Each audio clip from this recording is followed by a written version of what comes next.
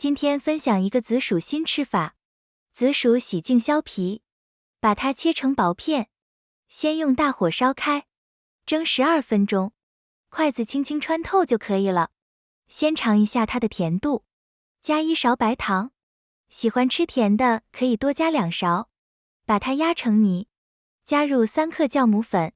这些紫薯泥是300克，分次加入260克面粉。然后把它揉成光滑的面团，